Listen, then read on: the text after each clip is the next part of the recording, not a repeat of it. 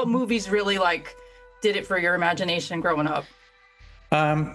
Two films. I mean, there were some TV series stuff occasionally. Stuff would come on. Like there was a TV movie about Barney and Betty Hill that was sufficiently, catnip for my imagination. But Close Encounters of the Third Kind, that knocked me on my butt because I'm watching this action thriller film that has no bad guys, and it has spirituality, and it's about someone who's compelled to connect with a bigger force than himself and our planet. And so that was like the closest I ever experienced to something that was transcendental. And then Good word. when I saw E.T., that really resonated for me because I was the jacked up middle child who wanted to have an ET friend, and mother raising three boys. When I moved back with my mother, there were three of us. And so it was, it was like, it was taking a broken family and showing how actually beautiful and poignant that experience can be as well. And so that's when I came home, and I remember telling my mother, that's it, I'm a filmmaker. This is what I'm going to do.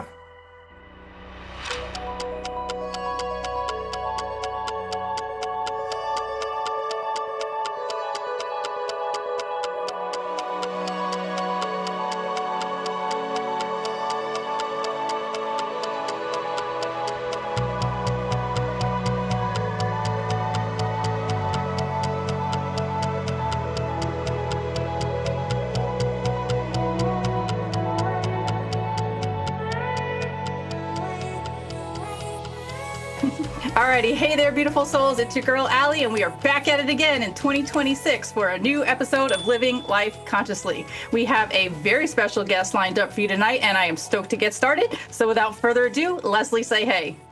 Hello, I'm your co-host, Leslie, also known as Light Being Love, an eternal spiritual being having a temporary human experience. We are very happy to have Dean Alioto here with us today. Dean, would you like to say hello? No, I would not. I don't know how I got here. I was in a chat room, and all of a sudden, here I am. We summoned you. You summoned me. Yeah, very powerful. Glad to be here. Thank you so much for sharing your time with us and with our audience. So in this mind-expanding episode of Living Life Consciously, we sit down with Dean Alioto, legendary filmmaker and the visionary mind behind films like The Alien Perspective, Alien Abduction, Incident in Lake County, and the powerful new documentary Life Beyond Earth, amongst many others, including some really cool paranormal ones I should have threw in there, but I didn't. Anyways, in this newest film, Life Beyond Earth, Dean takes us deeper than ever before, exploring alien contact from the non-human perspective, featuring voices like Diana Walsh-Pasulka, Travis Taylor, Michael Masters, Michio Kaku, and even an actor, Alan Tudyk.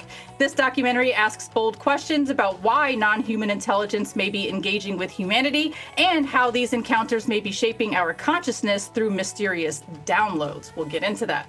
From dropping out of 2 film schools to working with Steven Spielberg, Clint Eastwood, and Oliver Stone, to chasing genre-defying stories at the edges of reality, Dean's journey is as fascinating as the phenomenon itself.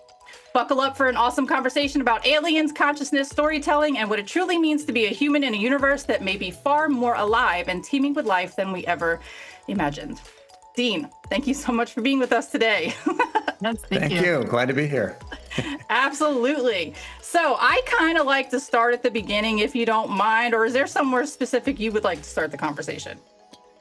Like past life beginning? How many past lives? You know what? On this show, we do talk about past lives. So if you've got a past life story, we can open with that. I had a QHHT session and went through a few of mine, so I could talk about it. Oh, did you?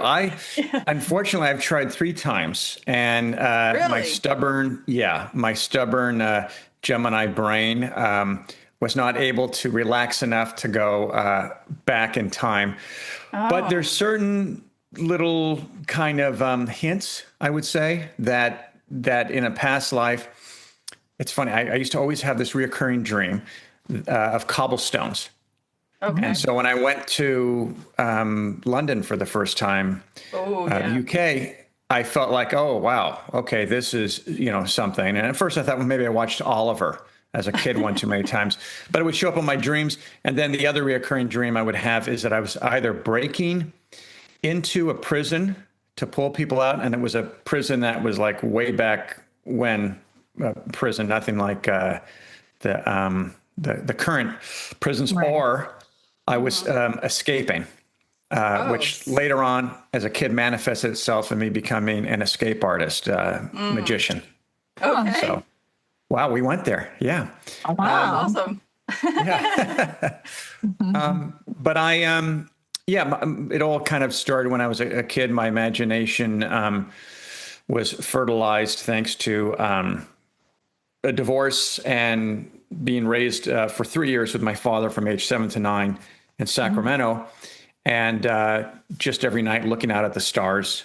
And I was next to, I think it was an open lot, a field in the backyard. And I was able to just look up. And again, it's Sacramento, out in the, woodsy kind of area that we were living in. Mm-hmm. And I just saw these twinkling lights. And for some reason, I looked at those as being little heartbeats. And so I thought, well, I'm not alone, going through this lonely period. And for some reason, I just was gravitated towards, high strangeness, weird stuff that you would say weird as a kid back then. But everything from Bigfoot to, Devil's Triangle, Bermuda Triangle, rather. Mm-hmm. And certainly UFOs. What kind of movies really drew your imagination as a kid growing up? I can really point to Jurassic Park and Terminator and Aliens. What movies really did it for your imagination growing up? Two films. I mean, there were some TV series stuff occasionally. Okay. Stuff would come on. There was a TV movie about Barney and Betty Hill that was sufficiently, catnip for my imagination. Sure. But Close Encounters of the Third Kind, that knocked me on my butt because I'm watching this action thriller film that has no bad guys, and it has spirituality. And it's about someone who's compelled to connect with a bigger force than himself and our planet. And so that was the closest I ever experienced to something that was transcendental. And then good word. When I saw E.T., that really resonated for me because I was the, jacked up middle child who wanted to have an ET friend, and mother raising 3 boys. When I moved back with my mother, there were 3 of us. And so it was, it was taking a broken family and showing how actually beautiful and poignant that experience can be as well. Okay. And so that's when I came home, and I remember telling my mother, that's it, I'm a filmmaker. This is what I'm going to do. So E.T. is the thing that solidified it in your brain for you. E.T. was my gateway drug, yes. I love that, though. And that makes me want to ask you about what are your thoughts about his upcoming film Disclosure Day? Because that's coming I can officially say this year now. Isn't it coming out in June or something? June, yeah. So what are your thoughts on that? That's got to be a cool full circle moment for you now that you're a filmmaker. Yeah, it is. It is. It's interesting because I've seen the trailer, and I've got high hopes for it, but I'm also not going to put too much pressure on Mr. Spielberg to be able to fulfill all of my versions of what I want from a film, a Disclosure Day thing. But it feels like it's definitely more in line with Close Encounters than, say, War of the Worlds, his other, alien film. But great cast. It looks like it'll have something with spirituality as well. So I'm fingers crossed, very excited about seeing it. Another aspect of that movie, and sorry if I'm talking too much, Leslie, feel free to No, it's okay. I feel like I'm doing all the now. talking, guys. If anyone needs to shut up, it's right here. No, it's cool. I'm thinking about how there's a psionic asset aspect to it, or at least it seems so, because of the guy sitting in the chair with the brain mapping thing on his head. Like, it gave me like Chris Bledsoe at Skinwalker Ranch vibes when they were testing to see his psychicness and the brain activity and all that stuff. And we just had, like the really popular year with Jake Barber and Skywatch and all that stuff, and Gary Nolan working on that team. So like, I thought it was really, really interesting that it seems like there's a psionic aspect to it. Yeah, Spielberg is a sponge. So he's taken all this in, and he's, I'm sure, quietly tracking everything, the hearings. Do you think everything. so? That would make sense. That would honestly make sense. I mean, and some people think that he's in the know of things, and that's why he's putting all stuff out. That too. Yeah, he's been read in on programming or something going on there. May I address that? Sure. So some people have talked about that in a recent doc about disclosure. I firmly believe that is not true. Okay. Tell me why. I'll tell you why. Okay. Because there's no need for Spielberg to have inside intel. Some people have said that the government, whether it's DOD, Department of Energy, or some cabal, whatever, it is that's sharing this information, or they're funding Hollywood movies about UFOs to push an agenda. 100% BS. 100%. There is no film in the history of movies that has come out that has pushed mankind in any direction with regards to this or that. You look at The Day the Earth Stood Still. I was just thinking about that. You literally read my mind. I was like, Klaatu Naratu Big Toe. That's what I just thought. Yeah. But you know what? Even before that, there were sci-fi writers writing about this. I mean, geez, look at, what was it? Trip to the Moon. Okay. One of the first silent movies that George Méliès, the filmmaker, great French filmmaker, made.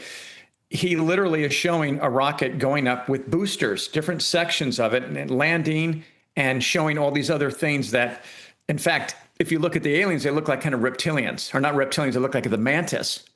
Ooh. They're literally hopping around. Mm-hmm. And so this was written, before the turn of the century, of the 20th century, so the late 1800s. That feeds into another thought I had, but continue. Yeah, so it's whether you can say, whether you want to say they're channeling or whatever, or just using their imagination, which I think we have to give, here's the thing. I believe that if you're creative, that creativity, so sometimes it's a bargain. You've made a bargain with the muse. Now, the muse used to get a lot of credit, like Socrates and going back, Plato, going back. And then at some point, man as the mankind, not as just men, started taking credit. Yes, thank you. I'm glad you like my work, this or that. I still believe, that we're being engaged in a partnership with some force. Like, you'll write something, Paul McCartney, he writes yesterday based on a dream he had. Right. There's also, who do I always quote? I totally lost Nikola his name. Tesla? Yes, him. I mean, he totally just flat out says, that from the universe, he gathers this information, you know what I mean? And many other artists and creatives have said the same thing. So we also know psychics and mediums. I mean, people have precognition. They possibly can look into other timelines in the future. That could be going on. But what I was thinking was that all these movies and everything they're, maybe getting some inspiration, creating the films, but what is being put out to everybody could also be creating our reality. What is your thoughts on that? Well, just to kind of put a button on the other question, which will fold into this, films that the government funds are propaganda films, right? Mm. So where is a UFO movie, alien movie, that has been propagandized? None. Zero. It's always entertainment. Independence Day, they wouldn't let them film. The government would not let them use any of their army bases or anything else. So they had to create that. And then after that, then they went, oh crap, we should have maybe given them facilities and stuff and helped them. So when they made the Transformers movie, which has nothing to do about, really anything. It's just fun. They gave him cooperation, said, okay, let's open that up. And then I knew someone who was in charge of the liaison between Hollywood and the military. And when I say military, I mean the person who was involved in supplies and would get them maybe Jeeps or get them, to be on the base so they could use those. So they loosened up a little bit for Hollywood because they saw that this is actually a good thing for them because they're seeing, the army or whatever represented in movies. And so that was, as much propaganda as that ever attained. So it's not true. And I wish it was true because I would love to have my films financed. But Spielberg doesn't need financing from the government. He's a billionaire, but even more so, it's Universal Studios. Universal Studios is paying for this. It's just stuff for the gossip mill. And for me as a filmmaker, I find it insulting because it insults the writers. David Koepp, who wrote the new Spielberg film. So it's like, okay, well, then he gets no credit for that because the government was feeding, Spielberg all this stuff. So it's just gossip and it's just conspiracy. But getting back to your aspect of the question, Leslie, which I'm going to ask you to repeat.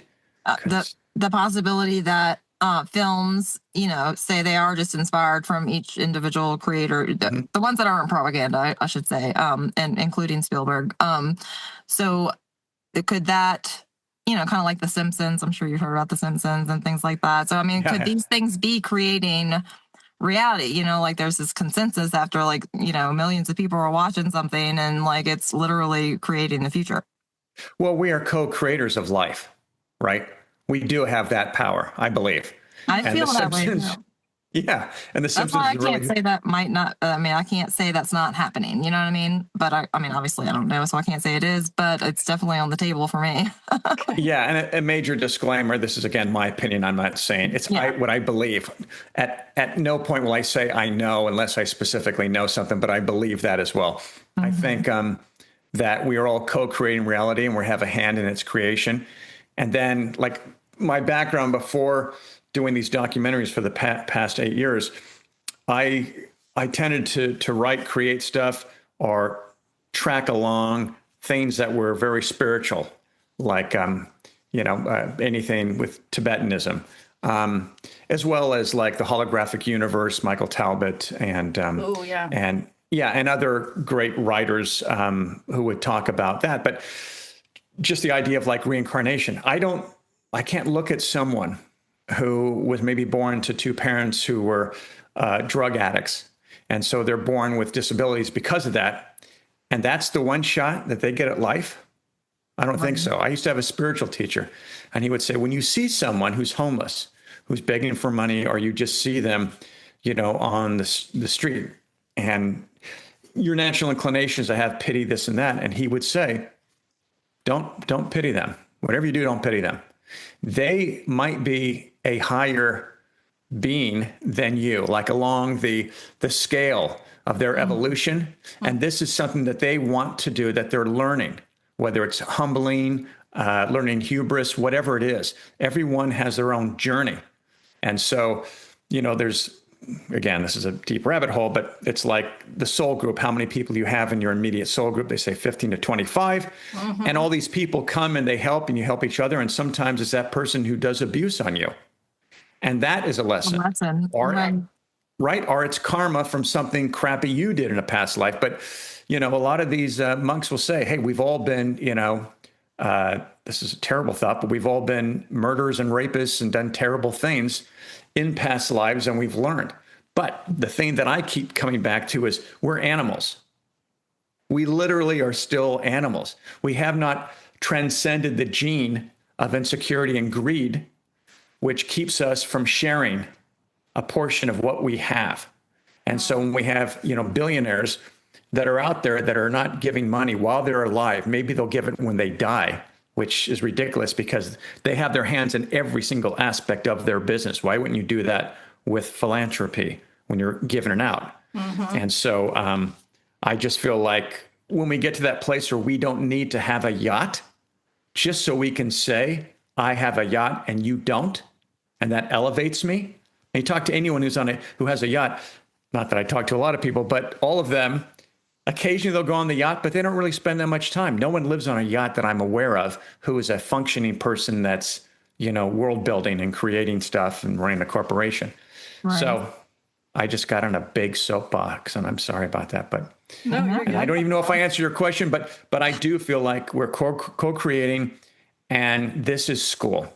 And when it comes to seeing UFOs and seeing supernatural, whether it's apparitions or Bigfoot, I think those are teasers, maybe a trailer to a bigger movie that at some day will be evolved enough to watch. But it's so complicated and so amazing and incredibly complex, we can't handle it. And so, Disclosure Day, I'm excited to see that movie, but a full disclosure, we're not there yet to handle what that would be.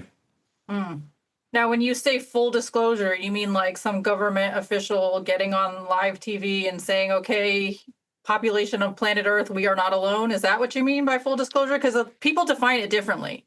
I'm talking about full frontal disclosure. Like open contact or like... Well, there's close encounters of the first, second, third kind. Some would say four kinds. There's the same way with regards to disclosure. Mm-hmm. So disclosure is always going to go up to a certain point. I mean, what is it that we want to see? Well, and I say this all the time, we want to see the UFO tailpipe. Bring that out to the hearing, drop it off, and go check this out. Or we want to see an either a live or a dead alien, body, and say, boom, here this is. Okay. Well, you and I and a whole bunch of people already know, and the Pew polls and Gallup polls all say that the majority of people believe that A, we are being visited by intelligent life, and B, that there are cover-ups that are going on. So there's no surprise there, especially for experiencers. These guys have already had their disclosure up close and personal. Right. So these are the ones that we should be talking to. For me, yes. I'm not going to get that from DOD. I'm not going to get it from the program or the legacy, whatever you want to call it. And so that to me is kind of this cul-de-sac that we've hit. And you've got UFO footage. It would be great, cleaner footage. Yes, please show us that. Though today, everything can be fake. So I want to go in the archives and I want it to be taken from a place that they, a repository that they have, that we have this archive. But they're never going to talk about, if this is happening, they're never going to talk about abductions, right? How do you come out and say, yeah, so everything is true, full disclosure, full frontal, everything is true. We can't stop them from coming and getting people. That's not going to go well at all, ever. Is it going to turn the world upside down for a little bit? But yeah, I'm hoping the fear will like kind of go away around the whole thing, because some of it is questionable, the abductions, the things that happen on the tables and all the stuff, but Allie and I, talk a lot about how the possibility, and I guess through experiencers, own thoughts, I'm sure other experiencers have thought this, I'm not sure, but I think through near-death experiences and us learning about, thousands of people, and I do believe experiencers of all kinds, whether it be like, aliens or otherworldly beings, or, what happens after we die, experiencers, them speaking out is what's really changing everything. I think I'm going all over the place now, but near-death experiencers are opening up the question of consciousness. And, it's becoming more clear that the brain is not creating consciousness, that it's filtering it. So we're swimming in consciousness. And I think that everybody, experiencers, I believe that it's at least partially their experiences are what their filter is allowing. So like, it's about your mind and your expansion and what you're interested in, and things like that is creating everything, like individually and then en masse, collectively. I think the more who agree on something is kind of more solid, I guess. But you did something recently focused on experiencers, is that correct? Yeah. It's funny because we were talking about the muses and divine inspiration or a communication of ideas between them. Inspiration, yeah. Yeah. So the film that I just did, Life Beyond Earth, we talk about downloads. Yes. We can talk about that later. And the two programs, the Russian space program and the American space program, they were both started by people, by two people specifically, who believe that they were given this information of how to build these rockets and everything from extraterrestrials. They come out and say it. They've written about it. One of them even drew pictures. Wow. Yeah. And so I feel like I feel like we're kind of, I don't know. It's when it comes to, it's tough because I have my own ideals of where I want things to go, that I would like them to go, where it would seem to make sense. Okay. But it's like when you look at a human centipede of people that are walking, say it's a chain gang and they're walking along. If one is walking too slow as a bum leg, it's going to slow everything down. And so as much as you and I in the UFO community could handle change and could deal with it, and go and already are more than halfway there, it's really the weakest link. We're only strong until we get that going, and again, great teachers like Jesus, if you believe that he was a person that was a teacher, he talked about that. If you see someone hurting, you're hurting. If you see someone hungry, you're hungry. There's no distinguishing between the two. Getting back to Leslie and the experiencers, I have a new doc that we just finished. That's called The Experiencers. Oh my gosh, are you serious? Yeah. That's so perfect. And so right now we're looking at our options of where we want the format to be, the platform that we're going to release it. Okay. But it's a full feature that I can tell you has everyone from Travis Walton, Terry Lovelace. It also has Alan Tudyk, the actor, and Dave Foley in it. Oh my God, I love him, Resident Alien. This is some bullshit. He's awesome. He's great. He's too funny. It was really hard interviewing him because I kept laughing. I'm sure. Mute myself. And then we have some experiencers that you've never seen before. Young experiencers. Two sisters, to be exact. It's insane. We also look at some of the classic cases as we're looking at the newest, latest in the phenomenon. And one of them is the Barney and Betty Hill case. And we do something with that case that hasn't been done before. So I think I've teased enough of that. Cliffhanger. Well, thank you for, making a film, or I guess you would say a film. It's a film, right? Of experiencers, because not everybody, I think, is willing to do that, but this is what's going to move things along. And so you're doing awesome things. That's awesome. Thank you. Yeah. Well, it's funny because if, James Fox will do, Virginia, and that's as close as he's gotten to really drilling down on aliens. He never talked about it really beforehand. Okay. And here are aliens. But the next level, the elephant in the room, the alien in the room, is abductions and is, with these experiencers. And John Mack had some specific theories about that. And it's funny you mentioned NDEs, near-death experiences.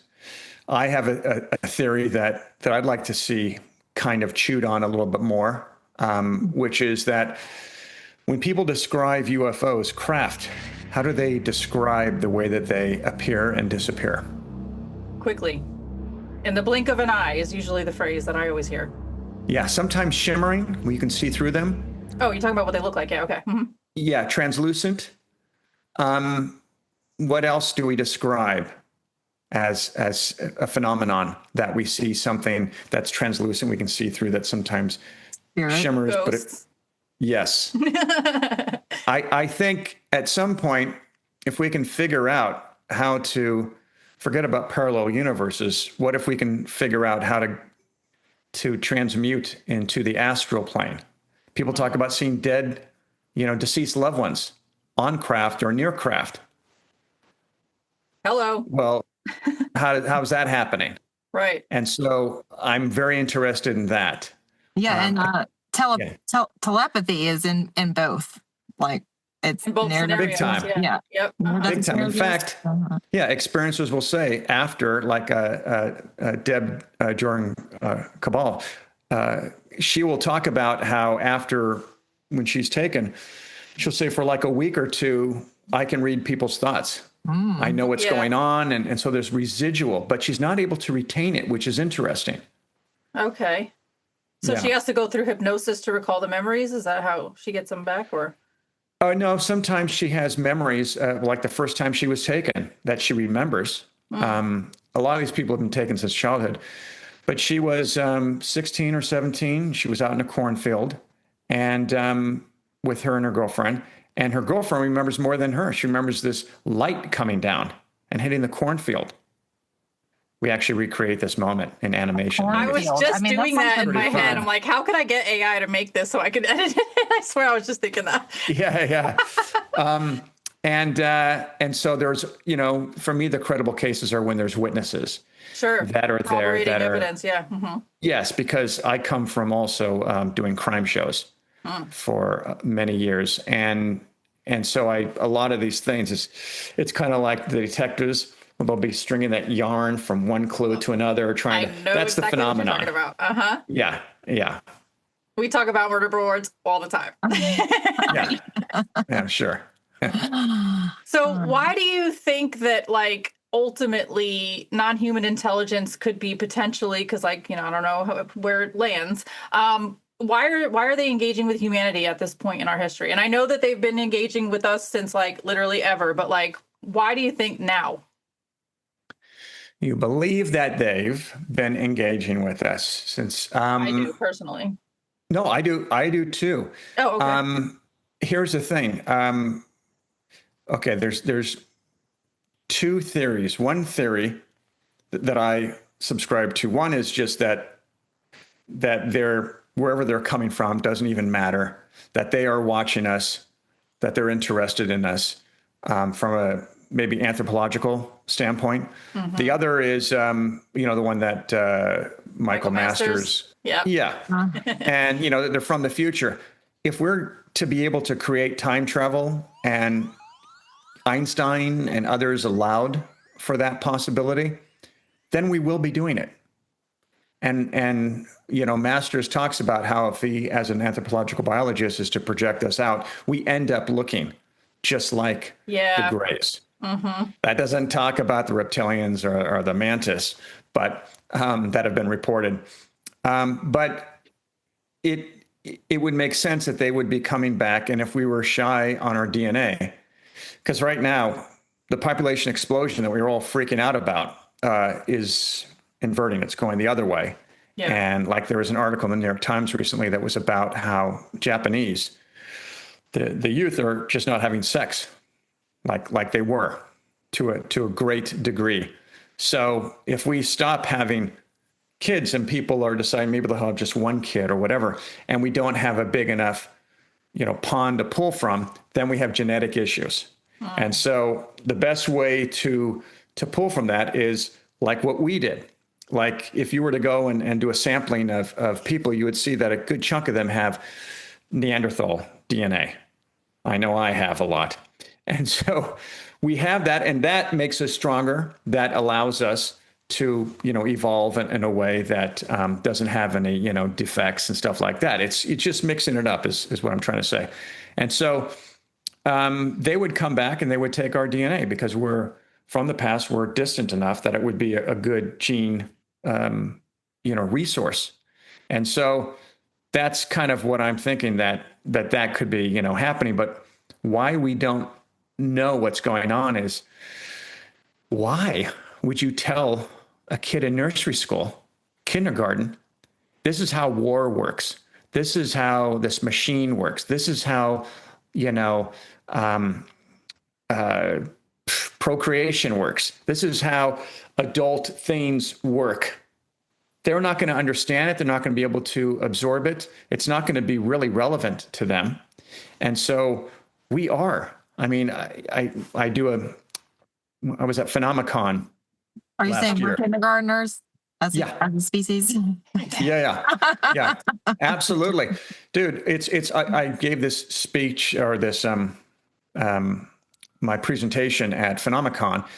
I talk about the Galactic Federation that people have cited, and I say my thing is we're not even allowed to go outside the Galactic Federation club by the bouncer. He won't even let us get in line. We are so not advanced. We think we are, but we're so new to joining life. We're not advanced enough. We're behind a few billion years with other planets. And so I don't think these beings, if they're coming from another planet, I don't think they're just 100 years or 100,000 years. I think they're millions, and they could be billions of years. Yeah, we can't handle that. And the reason why I say we can't handle that is that every single thing that we come up with, whether it's TikTok or it's propulsion systems, we weaponize and we use it against each other. Silly humans.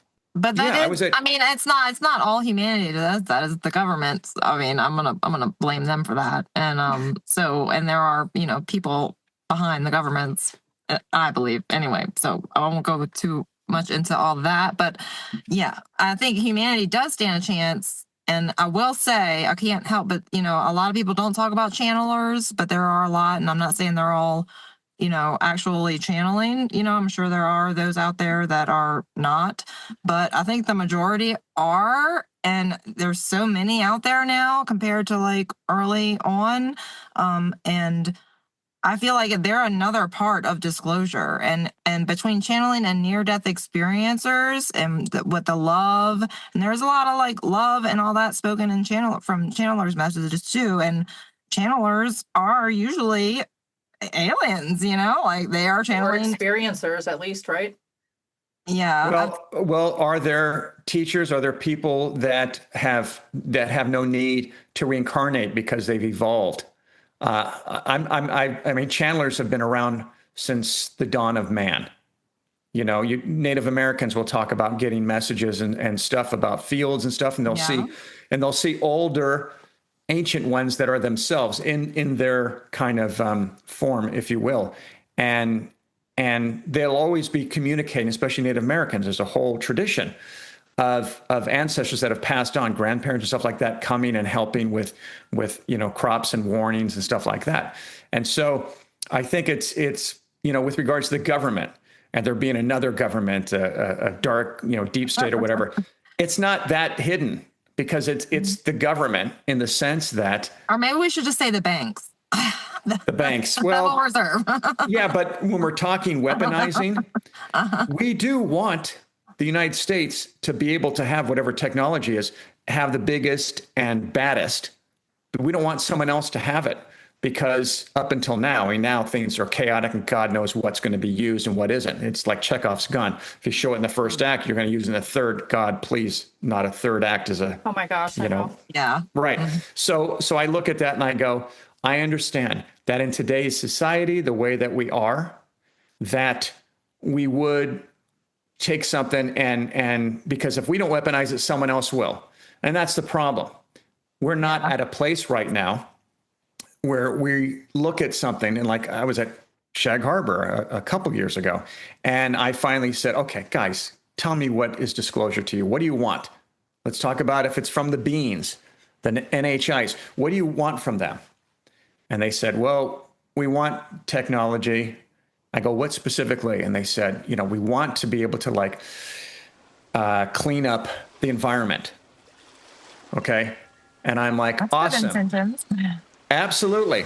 Yeah. And I said, are there any parents out here? A bunch of people raised their hands, and I said, okay, when your kid messes up your room, what do you do? And they're like, well, we have them clean up the room. We tell them, you made this mess, you clean up. I go, you don't go in there and then clean it for them and then have to go back? Yes. It's up to us. We got to sort this shit out. And so to have these aliens come and do it for us, we're going to just mess it up again. And when it comes to technology that could help us, like, say, anti-gravity, right now, if we had anti-gravity, we could have planes that wouldn't need that much power, that much fuel. They could be the weight of, say, if you had carbon fiber and stuff, they could be the weight of a car. But who's to say that we're not going to be taking certain people or certain nations and elevating them, using anti-gravity off the planet? Oh, snap. We will weaponize everything. That's what humans do right now. That's what we do. So until we get to that place where we're no longer thinking that we need to exert power, forcibly power, in order to have people behave or corral them in some form of a, democracy, we're not there yet. And so if I'm those beings, I'm terrified of us. I'm going to knock us out like a bear. I'm going to tag us in the neck, tranquilize us, and then, ask them questions and stuff. But I'm going to make sure that they can't, attack me. And it's like we're the kids playing with matches in the forest, right? Yeah, it's exactly the age-old analogy, but it's the fact. I mean, when we have a conscious shift, and we're all moving as one and living as one, like John Lennon, Imagine song. Yep. When we get there, we will have things opened up to us that will be phenomenal. I believe that if there is a galactic federation, which there's problems with that as well, because you've got type O species, type 1, type 2, 3, 4. And when you really get advanced, you're creating your own universe. So what galactic is going to be in charge of ours? I don't think there's going to be anything in charge of anything. I think it just is people behaving in a loving way. And so to your point, Leslie, love is everything, period. You can live off of love. You can move mountains. The heart is the most, powerful organ. And so, yeah. Yes, it's awesome to hear you say that. It's so awesome to hear you say that, because love ultimately is a message that we hear from a lot of people. A lot of people that have had NDE experiences, like Leslie was talking about earlier, come back and say, look, it's all about love. Like, that's the easiest word to sum it up. So I'm glad that you brought that up. If you don't mind, I would like to ask you a question that Justin asked me to ask you, and I don't want to forget to do it. It's not the famous one. It's a different one. He's not here. He doesn't get to ask any questions, so forget him. Go ahead. All right. So I want to basically talk about the concept of downloads that was in your film, and specifically Deep Prasad's experience, because he came out in your film as an experiencer, and I was like, whoa, okay, this is really cool. Like, I didn't expect somebody to come out in your film as an experiencer. So I thought that was really cool to begin with. But the specific aspect of his experience that I would like to mention is where he said that he was receiving a download and saw symbols, red symbols in front of his face, and that they just kept going and going and going. And there was like all these different things that and the one word that stuck out to him, like he said he saw it like 3 times, was DNA. Let's go back to 2019, February 1st.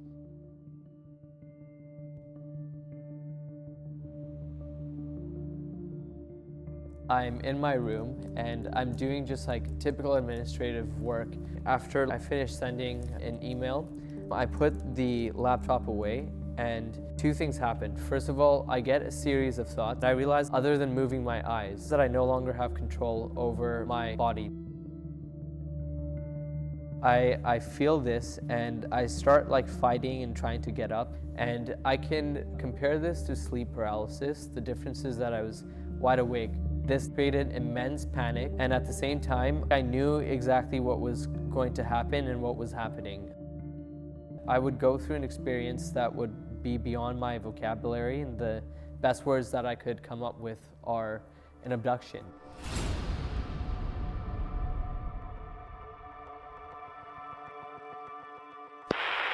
Okay, so let's have that concept in mind. Deep Prasad seeing the red symbols. Have you ever heard of a guy who's online? His name is Dan Go Thoughts, and the film he made about taking DMT and seeing code. Are you familiar with that at all? I do know the relation between DMT and even seeing beings and code. So I'm aware of that. I'm not aware of his Dan's work. Okay. He basically made a film where multiple people took DMT and they took a specialized laser. I don't even know if it was specialized. Maybe it was just a regular schmegular laser. I don't know. Regular schmegular laser, probably. Anyways, they shined it at the wall, and when the people were under DMT or on DMT, I don't know what the correct verbiage is, they were looking at the wall, and they saw, like, code, like, in the literal matrix, like, in the wall. So, ultimately, I'm bringing up these two things because I would like to see what you think about how those two things may cross over. Deep's download with the aliens, seeing the red symbols, and then people on DMT seeing code with some lasers and some walls. Like, Yeah. that's the question. Well, it's funny, right? Because Deep is seeing DNA, and if they're from the future, that would be a pretty good reason for them to be coming and visiting us is our DNA, getting it for or their genetic DNA, depending on how you look at it. Yeah, right. The whole hybrid thing. Yeah. That's a whole other discussion, which we get into in the documentary as well.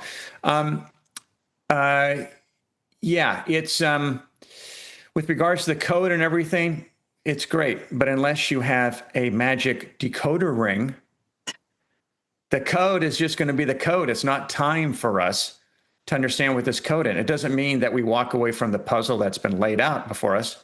No, we work our ass off to get the corners of the puzzle, and then you'll work your way in.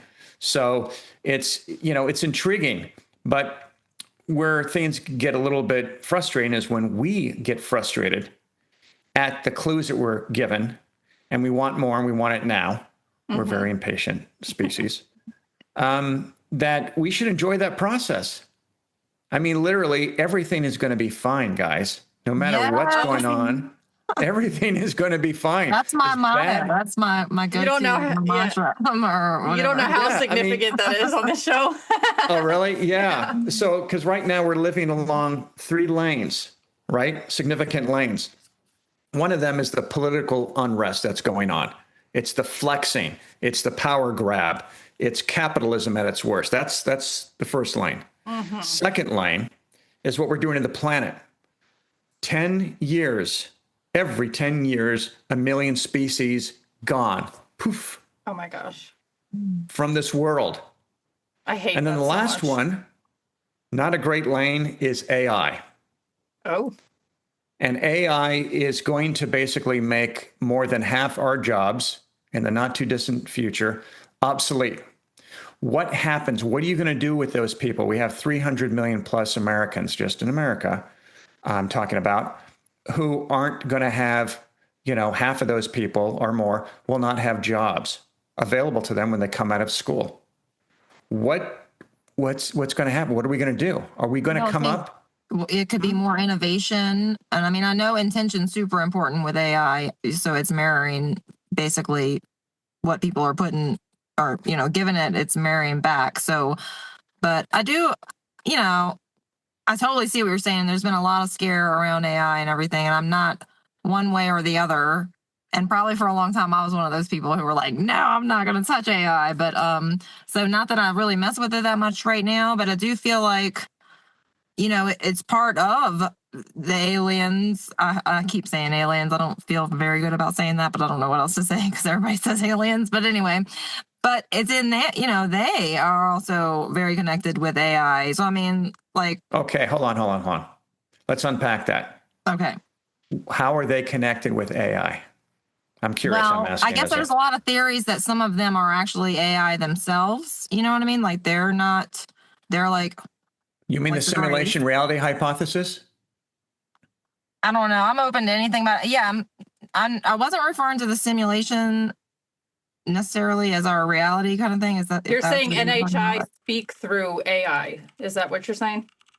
Yeah, and then it could be used with all of their orbs. I mean, it's a whole nother AI than what we're using, but it's still considered, I think, AI, right? We don't have the evidence yet to support that. What I mean by that is that all of AI you can chart. I do a thing where I talk about, the aliens. They people will say for years, they say that they've given us technology, right? Eisenhower came and they said, we're going to give you some technology and you're going to give us some people to poke and prod, the right? agreements. Mm-hmm. Yeah, that's that whole thing. And it's been propagated by Eisenhower's daughter or granddaughter. And it's all her own making up. It's on her own fabrication. It's not backed up by anything. Literally, I'm someone. Let me just come out and say this. I'm someone who, I'm not an easy date. You're not going to get everything on the first date. Not going to happen. You're going to have to wine and dine me. We're going to have to go out. We're going to have to maybe pick furniture together. We're going to have to do a slow burn until we get to a place that I trust you.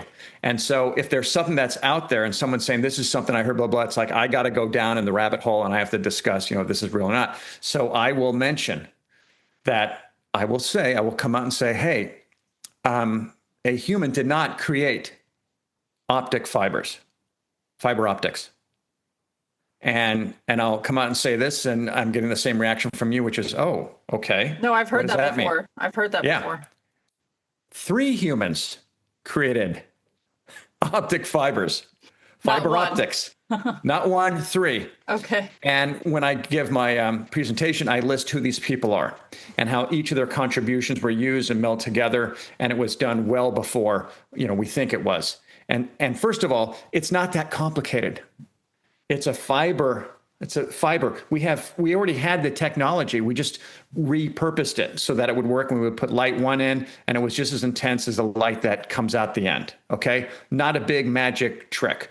Okay. So let's give credit where credit's due. Human ingenuity. Score 1 for the humans. Yay. Okay.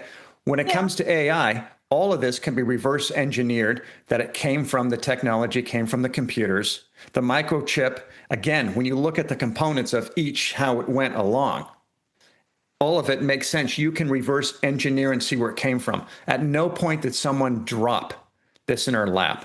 It's like people would say fire. Fire must have come from the heavens or whatever. No, it came from lightning. Well, it all just depends on what humanity does with it. You know what I mean? Right. That is what's important. And the thing about, just to finish up on fire, that's interesting is it wasn't someone invented it and they go, this is the guy that invented it. Lightning strike, we had it, someone grabbed it and they figured out, if I attach more wood to it or foliage, it'll continue doing, but it would come and go. There'll be sections where we have fire and then it kind of disappears and comes back. We see that we can chart that. And so we figured out a way to create it, but also to sustain it. So with AI, you can see it. And I have people who work in that field.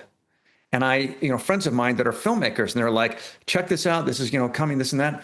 And it's learning exponentially. And so you've got Moore's Law where we see technology. Like if you go from 1869, this is crazy, to 1969. In 1869, we got the horse and buggy and we've got lamps, right? 100 years later, we are on the moon. Right. I mean, holy crap. This is what happens when humanity gets together. In this case, we were threatened by the Russians. And so it was this competition thing. So sometimes competition can be good, but it stopped. And so as Carl Sagan said, I believe this was in the 80s or 90s, he said, you know how much money we spent on the Cold War from 1945 when the war ended until the late 80s? We spent $1 trillion for spy operations, this and that, and trying to, propaganda, all that crap. And it turned out that there wasn't really a Cold War that was justifiable to the end that we created this fear. We've got McCarthyism and all this other crazy crap, commies, all this crap going on that we funded. And he says, again, Dr. Carl Sagan says, if we were to take that $1 trillion and put it into arresting and figuring out solves for climate change, it's gone. It's over. Today we could do that. That would help. We would. Which we would, but we don't do it because there's no money that shareholders can go, oh, look, I'm getting this or that at this moment. So when it comes to AI, it was a long way to go to come back to AI. That technology is going to continue refining itself. And so I went only a year and a half ago to see these short films that were created with AI, and they were creepy. creepy AF. You know what I mean? Like Tim Burton creepy, like that's acceptable creepy, or like this makes my soul hurt like this creepy. is wrong and surreal and really disturbing. It was kind of there, but not quite. Well, now it's there. I mean, take a look at what is her name?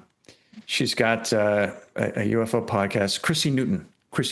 Oh, we spoke with her. We've spoken with her. She's great. Take a look at what she's created. She's inserted herself into Star Trek scenes. Okay. And it's her, and she's talking, and it's crazy. So that is going to continue happening. And so the question is, here it is. Okay, we've got AI. That's the liquid that is in this glass that I'm holding right here. So it's going to continue going. If we don't have something else to take it and to put into a bigger container, it's going to overflow, and that's when we're going to have problems. And so when I think of AI, we need to have some guardrails, but we also can't handicap people who are innovators. How do we do that and say you can't do that anymore? You can't control that. Forget about it. So we have to kind of just be accepting and then say, okay, so if these jobs are going to go away, that are more remedial jobs, and they're going to be like people who do Photoshop, they're all out of business. Forget about it. A buddy of mine just told me about other stuff should flourish, though, right? Don't you think? We'll just keep evolving, and there will be more things to fill, newer things. Like what? I mean, if there's operations that are being done by robotics, assembly lines, stuff like that. My point is, there's not going to be enough jobs. And again, a society agrees on certain ways of which we're going to live. That includes stopping at a red light. Right? We all agree. Probably something that's good to do so you don't smash into someone else. I think at some point it is going to become more like for lack of a better term, a socialist society where there will be universal pay for everyone. Interesting. And then, and if you need more money, you can still go out and create things and make money. It's not you get this and that's it. That's where communism or some of the other tenets much worse than, more controlling and a tyrannical society are. I'm saying that it frees up humans to do things that are the human experience. Play music, visit, travel. I mean, I'm amazed at how little people actually travel in the world. I mean, all of this is ours. And so, the planet is ours for the exploring. And so there's so many great discoveries that were made when we didn't have technology. By the way, what do the aliens say? They have two messaging that they say over and over. Don't get too technologed. Yes. And you're screwing up your planet. Yeah. And so when it comes to the whole, crash retrieval stuff and the donations, quote unquote, that the aliens leave us, well, why would they do that if they're warning us about our technology? Right? That is a good point. It's kind of counterproductive, right? Like they don't want us to get technology, but yet some people think that they drop gifts off so that we can reverse engineer and study and then get technology, which goes against the message. Yeah, to catch up to them. Yeah, I don't think so. So I think part of it is weapons, technology of weapons. But I also think a bigger part of it is the cell phone. By the way, do you see this, what I have there? Mayflower, insignia. It's from Close Encounters of the Third Kind. It was the program that Lacombe, Francois Truffaut, was running that was charting all the notes, the 5 notes and everything in Close Encounters. Anyway, I think this is much more of a threat. The smartphone, which will become smart glasses that we're going to be wearing, that's just going to happen. Forget about it. That's just happening. That, to me, the lack of quietness for me, I'm more fearful of that for humanity than anything else. Interesting. I mean, they always it's dopamine hits. Yeah, I was just going to say, they already talk about how the attention span of humans has decreased so much because they're just constantly scrolling and watching shorts and stuff. And it's the ability to the thought of a kid in today's society sitting down and reading a physical book, the things with pages in them from cover to cover is an obsolete thought because they're so used to technology and stuff like that. Wow, this has been a really interesting conversation. We've taken this to all different kind of places. I want to circle back though and have you speak on your thoughts about the DMT and the codes, because you mentioned that and I was like, ooh, what did he mean by that? And then we like went off on all these other Can you go back to that? I also wanted to say, it reminded me of the fact that I was saying, well, not the fact, I'm not going to say fact, but that we are in consciousness and our brains are filtering it. But so I think the code, I wanted to say that what they're seeing with the code, the DMT thing, I think they're seeing like consciousness in a way, and that's what we're all filtering. And, you know, it's our experience, individual experiences on how we filter that, but they're seeing what's out there or something. Okay. Yeah. I mean, there is nothing that DMT can show you that you can't do yourself holistically through meditations. Thank you for saying that. Yeah. And so there's no shortcut, guys. And also I had a teacher who told me that anytime you do drugs, hallucinogens, whether it's ayahuasca or DMT, you have to be very careful. You have to kind of protect the web, if you will, of your being, because it punctures holes with regards to that out there. And so, you know, whether you want to call it aura, energy field, whatever. So you don't want to go too crazy. But, you know, my feeling with regards to that code is, people are seeing that. My buddy, Paul Hynek, he does presentations on DMT all the time. And I've been there. I haven't partaken myself, but I've been there a few times, and I've watched people take it, and I've interviewed them and talked to them, you know, after and everything. And it's, you know, it's another, I guess you could say, tool to a degree to get to another consciousness, but literally, you know, you just read about, like, you know, the Tibetan Book of Living and Dying. They talk about this. They talk about, you know, meditation, transcendental, where you're able to go and bilocate. I mean, some of the craziest things have been done through meditation. You know, it's John Lennon, when he was doing LSD constantly. I'm talking about like 67 of the Beatles, John Lennon of the Beatles, for those who may be too young and your parents haven't done a good job and raised you and taught you about the Beatles. He went off of LSD for a huge chunk of time and was meditating at this ashram in India. And he would meditate for, you know, hours on end, and was having these extremely profound experiences. So I think that whenever you're meditating, you are actually going home. Does that make sense? I'm sure for you guys that makes sense. You're going inside, inward. You're going inside. Yep. And so that, again, everyone's looking for, just get me there, you know, beam me up, Scotty, put me here, put me there. And it's like, you can get there, but geez, enjoy the journey. Again, that's the theme, enjoy the journey. So with regards, again, going back to the code, I don't have a decoder ring to decipher that. I'm curious to see, you know, where it ends up. But I'm sure whatever that message is, if we are getting a message, that it is something that has to do with humanity and love, and being as one. I mean, you know, would you really go aggro on someone if you thought about that person from their parents' perspective, looking down on their child, who you want to grow up and do well, and maybe they have their frustrations and they're not acting great, but you would you really love to get into like a you know, road rage thing and go out and punch someone? You know, we don't take in the totality of that, and so I don't know. I just, you know, treat people, man, as you want to be treated. End of story. If we all did that, I know. You know, so this the world code would be itself, a totally different place, right? Yeah, the code itself isn't important. The pursuit of it is worth you know, pursuing. It's a mystery, Right. And so, you know, mysteries come in big, bright green boxes. Green represents curiosity, which is interesting since you've got the behind you the Northern Lights, which are green. Yep. Yeah. I didn't pick it for that reason, but I'm glad that it's there.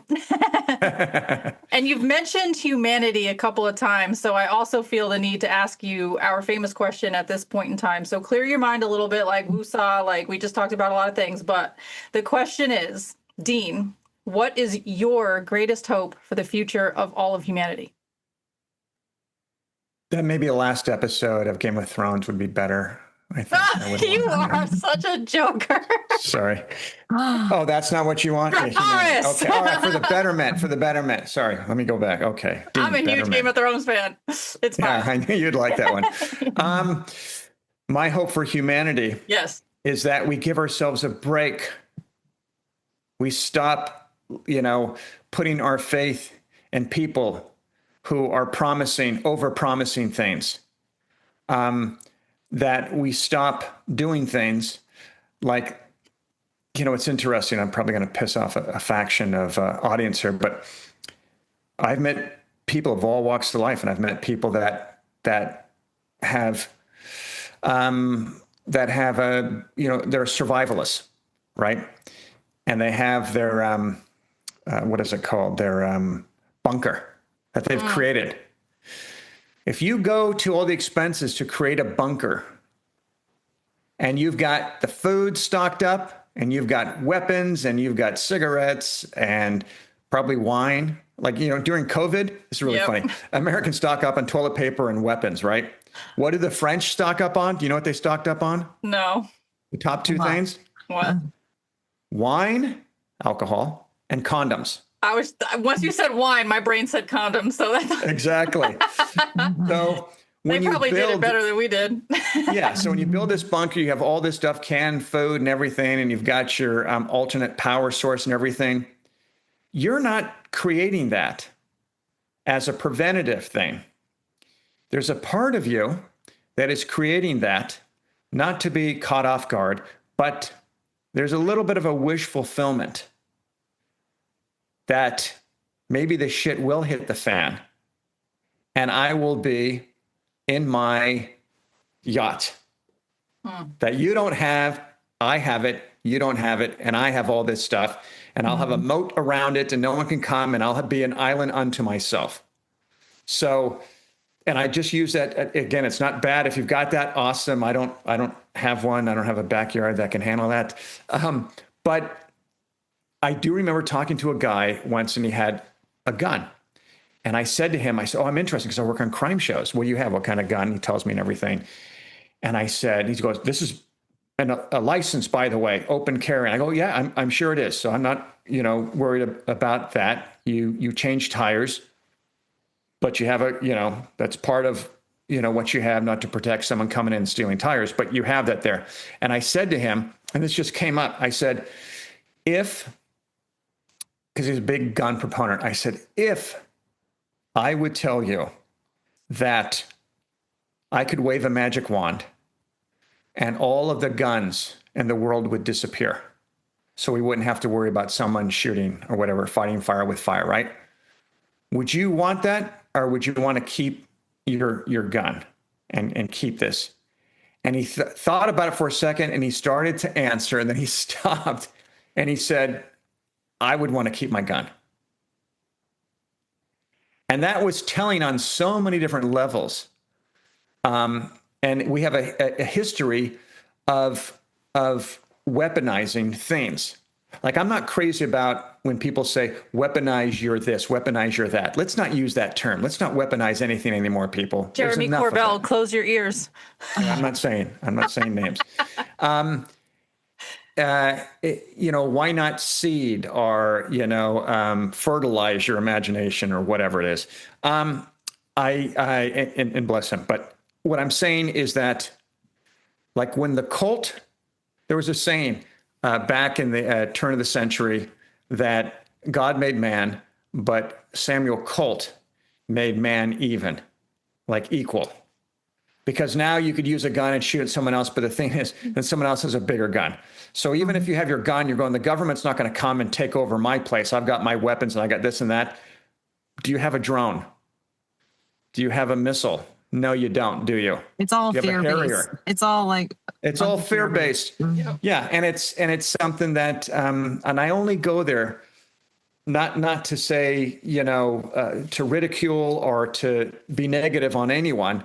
I'm just saying that mentality, and we're all guilty of having that I was mentality. there once, although I couldn't do all those things, but I would have loved to at one point in my life. I was like down the conspiracy rabbit hole. I'm like, I'm ready to prepare. Like I was given swimming lessons down that rabbit hole. But then I had a spiritual awakening. Yeah. And I'm like, everything's okay. Yeah. And so folks who do have that, good on you. But I just feel like if we didn't have to deal with that and weren't having things that would make us fearful, where we feel like we do need those things, what could we accomplish? What could we do?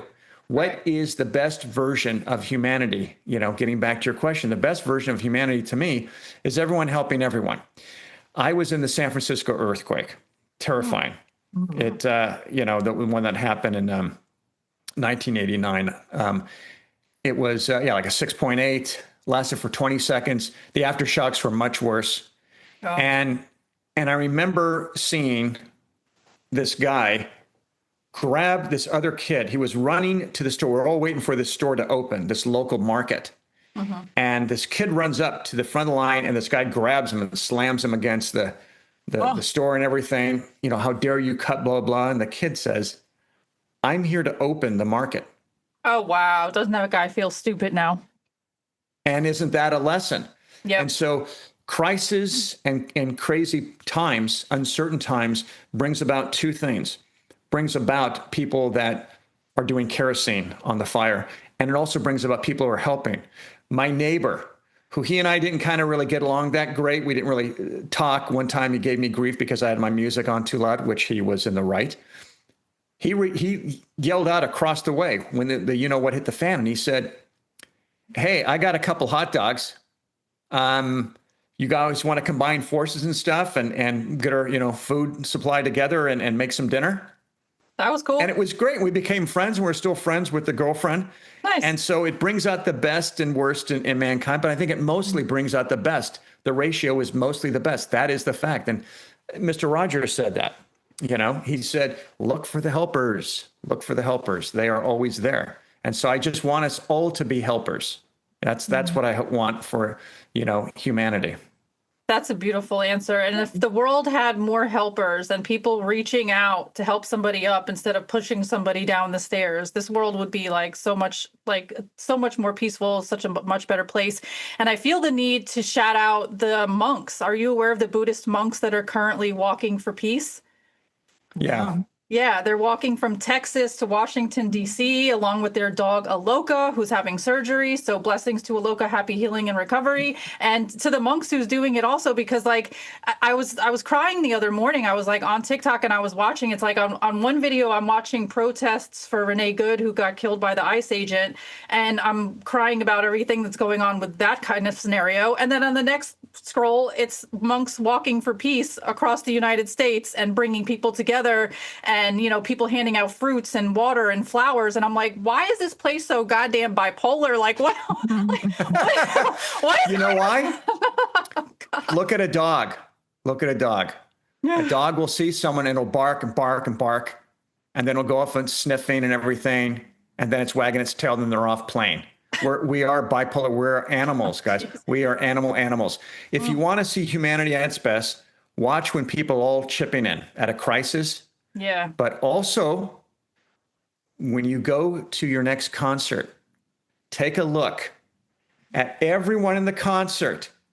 Here's one person who is creating vibrations that are pleasant, that actually move the body and the mind. And look at the reaction. Look at everyone who's there. They are there to watch and experience this communion. This is, my daughter's boyfriend is a musician, and he plays with Lord Huron and Dominic Fike, and I got a chance to go to the LA Forum. I think it might be it's called, what is it called? The Kia now, Kia Forum. And it's huge. Mm-hmm. And people out there, they've got their, their phones, the lighters are holding up like they're the Bic lighters. Yeah. And they're swaying back and forth, and everyone, it's just so much love. I love concerts. Yeah. And so that to me, that's who we are. That is us. That's like our best resting face. It isn't a resting bitch face or stink eye face. That's what it is. So for humanity, I would like us to be more in tune with that and appreciating each other. And good Lord, sorry, I sound like I'm starting a cult or a church. No. I think what you're saying is great. I think it's good to bring up, the monks walking for peace. And I'm especially a huge concert lover. If you ask me, like, on a survey, what's your favorite thing to do? It'll say going to concerts. I've just always loved them. And honestly, like, when the concert is over, that's like my least favorite part, obviously because it's over, but also because like all those people that I was just sharing all that energy with are all of a sudden just like gone. And I'm like, wait a minute, where did it get? I was literally just thinking that word dissipated, Leslie. You read my thoughts literally. That is really cool. So yeah, I just love when people get together, Dean, like you said, and do things in communion with each other, not in opposition to each other. So thank you for bringing that up and for talking about peace and love and all that stuff. And helping is love. That is love. Yeah. Yes. Yeah. There's a saying, you feed your soul by feeding others. Yeah. And if you hurt others, you're hurting yourself or whatever. That's true. Absolutely.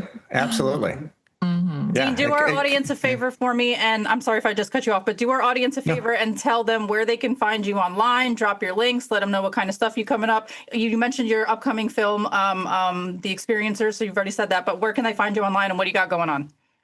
So I am on Instagram under Dean Alioto and then on TikTok under my company Captured Pictures.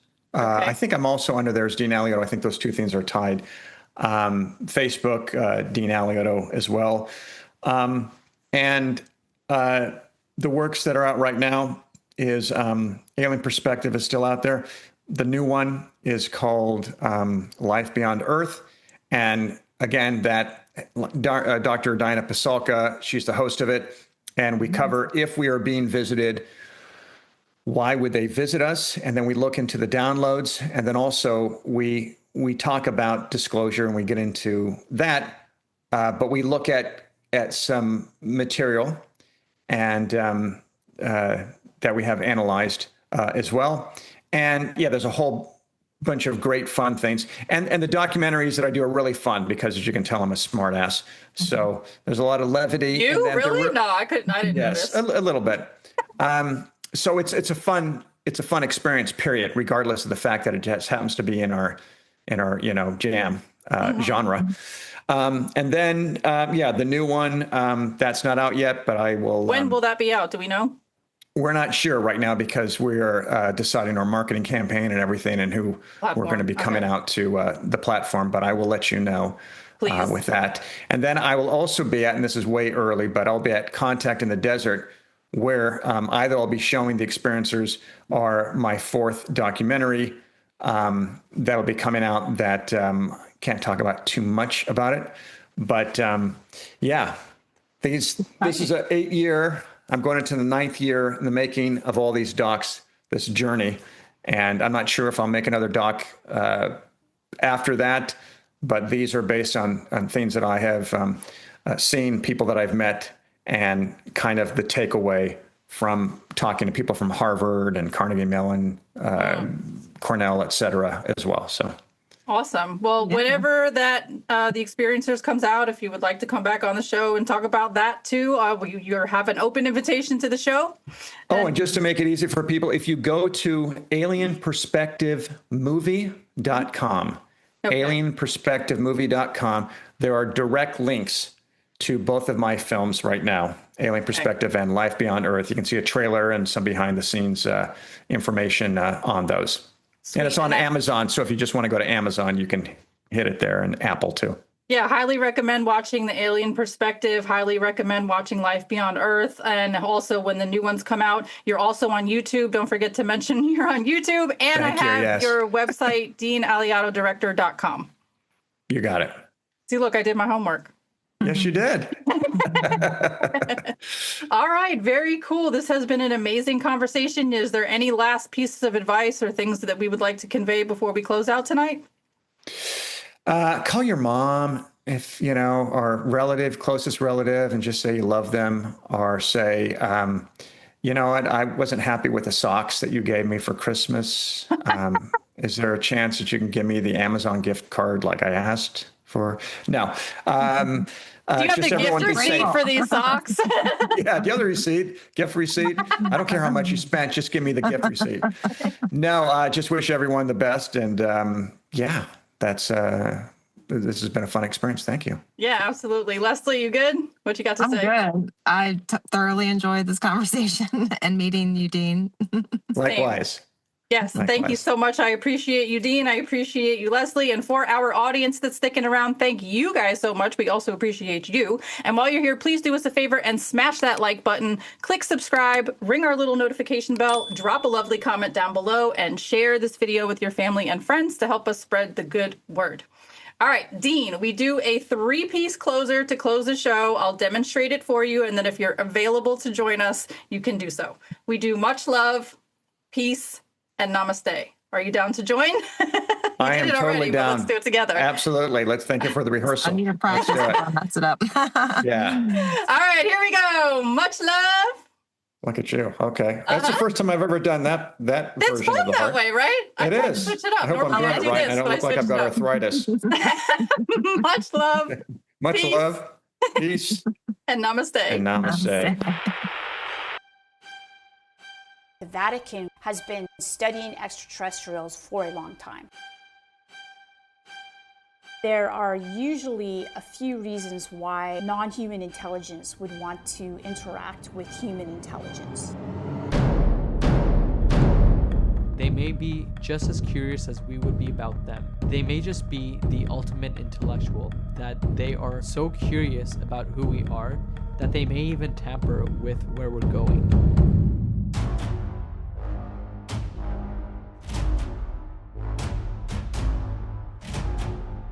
People are calling this reception of information from non-human intelligence today a download. Maybe eventually we're going to need to upgrade our minds regularly in order to keep up with the pace of technology. Alien scientists have the same commitment to coming here and studying the anthill that is us. Americans would never be in an asymmetric war unless we were invaded by aliens. We need to think about that. Why are they coming here?